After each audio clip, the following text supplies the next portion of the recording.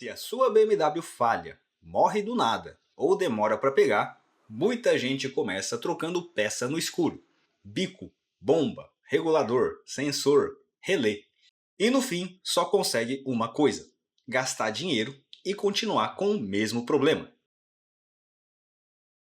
Nesse vídeo eu vou te mostrar a ordem certa para suspeitar do sistema de combustível, sem scanner, sem aula de engenharia, só com lógica, observação e alguns testes que dá para você fazer em casa.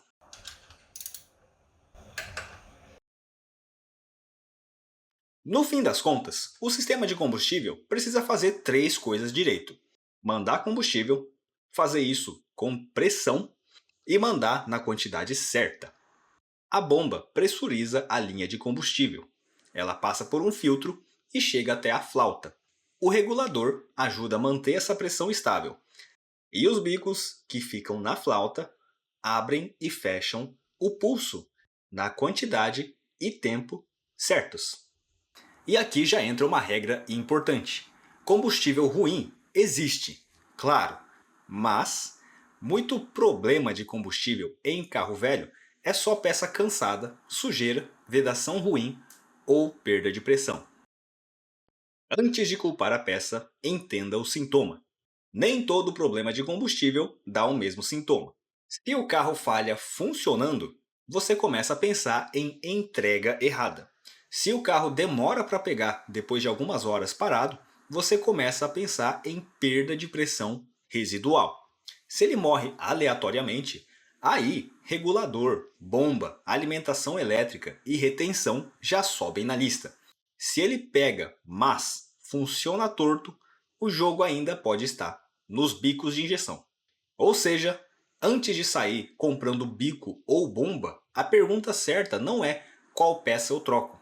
A pergunta certa é: o que exatamente o sistema está deixando de fazer? Porque quando você organiza o sintoma, metade do chute já morre ali. O teste mais simples: ver se os bicos vedam. Esse não é o teste mais completo, mas é um dos mais úteis. E principalmente, ele é um teste de segurança. Você desacopla a flauta com os bicos do coletor. Use tapinhas leves e no máximo uma chave de fenda aqui, bem devagar. Por enquanto, você não desmonta os bicos da flauta, só tira esse conjunto do lugar. Depois, você liga a ignição e espera a linha pressurizar. Deixe assim por uns 5 minutos. E o que você quer ver aqui? Se existe vazamento. Não pode ter gotejamento pelos bicos. Se houver gotejamento, já existe um forte indício de problema. Pode ser vedação ruim no bico, pode ser sujeira interna, pode ser até pressão excessiva no sistema. Mas normal isso não é.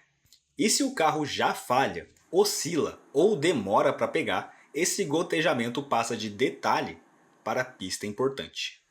Além disso, esse teste é obrigatório sempre que você remontar bico na flauta.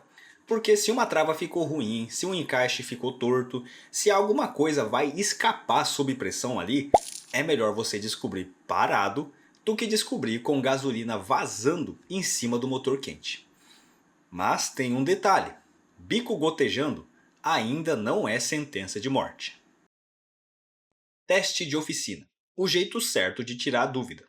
Se você quer saber de verdade se o bico está entregando o que ele deveria, o ideal é tirar e levar para teste em máquina. É o caminho mais inteligente, porque ali você consegue ver estanqueidade, pulso, equalização e vazão.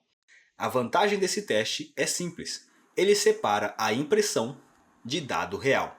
Às vezes o bico parece condenado e resolve isso com limpeza e reparo. Às vezes o bico até pulsa, mas injeta fora do padrão. Às vezes o problema nem é o bico e você descobre isso antes de gastar sem necessidade. Então, se você chegou no ponto de suspeitar forte dos injetores, normalmente compensa mais testar direito do que sair trocando no susto. Mas nem sempre você tem esse recurso na mão, e aí entra um teste de contingência. Teste da flauta. Esse é o teste de emergência. Não é o mais bonito, não é o mais seguro do mundo e não substitui teste profissional. Mas Ele consegue te mostrar se o conjunto dos bicos está pelo menos dando sinal de vida. A lógica é simples. Você tira a flauta com os bicos, aponta para longe do carro, longe de fonte de ignição, e pede para alguém dar a partida enquanto você observa. Aqui, o que você quer ver é o seguinte: todos os bicos pulsando. Um pulso parecido entre eles, e nada de gotejamento anormal. Mas presta atenção no limite desse teste. Ver bico pulsando não prova que a entrega está correta. Sem teste de máquina, você não confirma equalização de verdade. Só que o contrário também vale. Se um bico não pulsa, isso não prova sozinho que ele morreu. Pode ser o chicote, pode ser o conector, pode ser um fusível, pode ser um relé, pode ser uma série de outras coisas. Na minha E36 preta, eu passei muito tempo tentando entender uma falha no cilindro 1. Não era bobina, não era vela, não era compressão e também não era o bico em si. Foi nesse teste que eu vi que um bico recém-retificado não estava pulsando. Ele saiu da oficina funcionando, então eu tinha certeza que o bico estava vivo. Aí eu fui investigar mais a fundo e descobri que o conector estava solto dentro do chicote da flauta. Ou seja, o teste não resolveu o carro sozinho, mas me mostrou para onde olhar. Esse é o valor dele. E depois dos bicos entra uma peça pequena que consegue te fazer perder bastante tempo. Regulador de pressão. Pequeno, mas traiçoeiro. Se o carro pega e morre, demora para estabilizar ou demora para pegar depois de ficar parado, o regulador de pressão começa a virar suspeito. A lógica é simples. A bomba manda combustível sob pressão.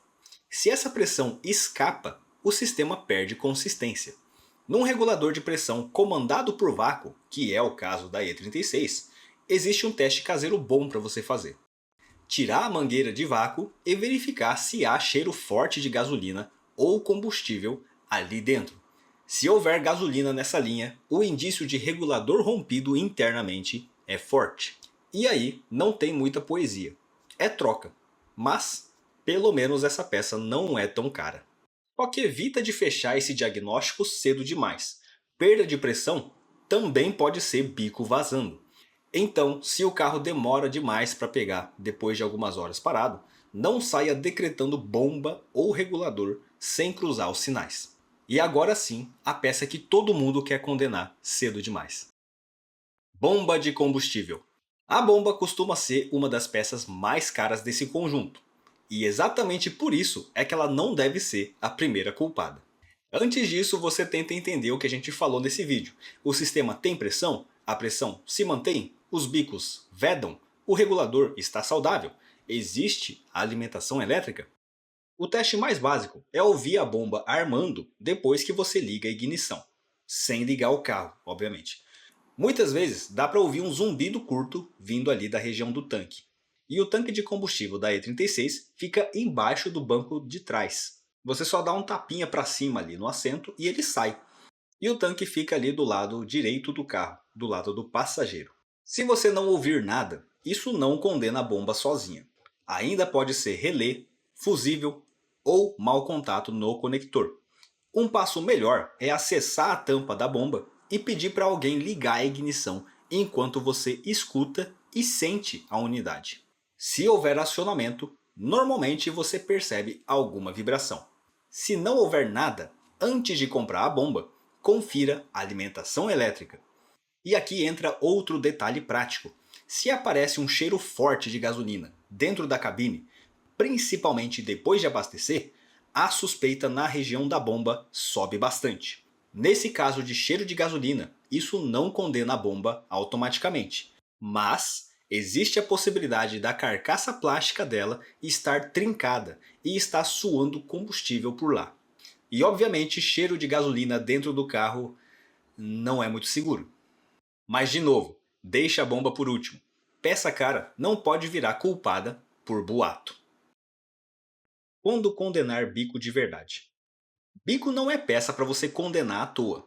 Na maioria dos casos, vale a pena você tentar fazer o teste e o reparo e limpeza deles antes. Esse reparo e limpeza de bico injetor normalmente envolve você trocar as peças de plástico, a redinha que tem dentro e os O-rings.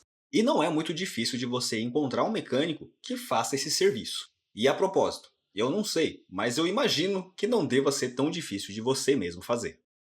Mas, quando é que a troca do bico começa a fazer mais sentido? Quando esse bico é de qualidade ou marca duvidosa. Quando você confirma que ele realmente não responde e já eliminou outras causas. Ou quando ele continua ruim mesmo depois de uma limpeza e reparo. Principalmente por conta de equalização ruim. Na E36 isso importa ainda mais, porque o bico original é um tanto difícil de achar. E quando você acha, não é muito barato.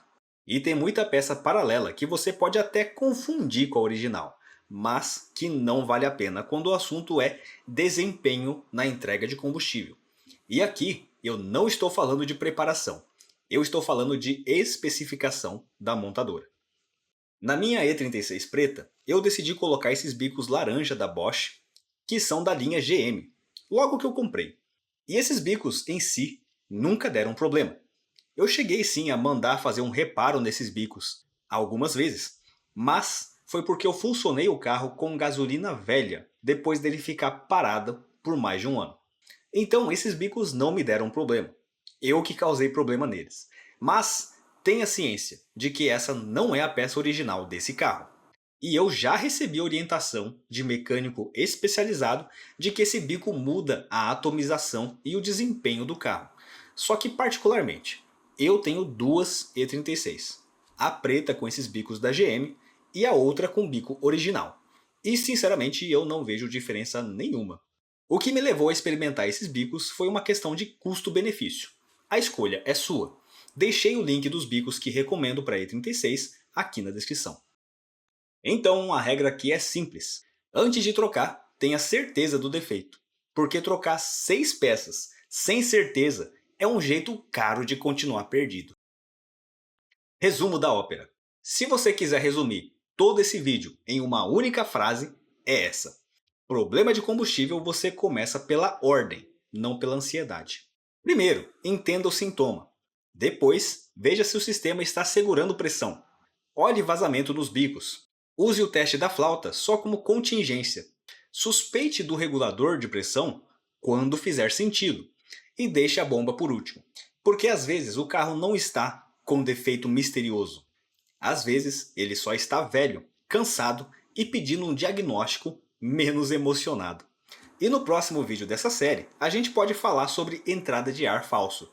Porque tem muito carro em que o problema parece ser combustível, mas a mistura de combustível fica errada por outro motivo.